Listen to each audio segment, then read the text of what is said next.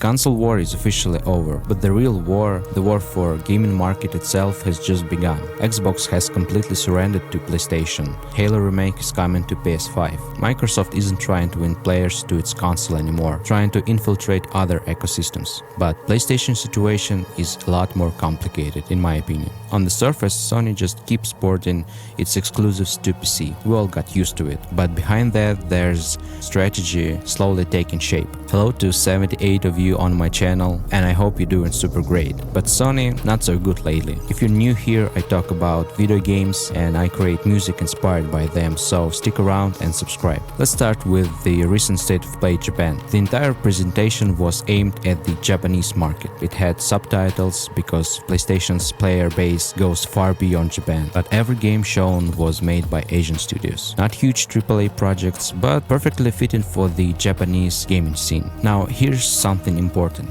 Japan is not Sony's main market. It's US and Europe. So this kind of State of Play looks like Sony's attempt to reclaim some of the market share lost to mobile gaming in Japan. And Nintendo is the perfect example of how dominant this space has become. At the same time, the PC segment in Japan has nearly doubled in the past 5-6 years. And that's where things get interesting, because in my view, the State of Play was a test. Sony is quietly experimenting with a new strategy for the Japanese market. The handheld PS device now makes sense. The new desktop speakers make sense. And that 27-inch Quad HD monitor they announced, that definitely makes sense. When the PlayStation CEO said he wants the console to not only sit under your TV, but also stand on your desk, everything clicked. PlayStation wants to become another version of PC. That's their next move. They surrounded PS5 with armored accessories and creating a unified ecosystem where you can play on your TV, on a handheld, or at your desk. It's not that you couldn't do this before, but now they are building an entire identity around it.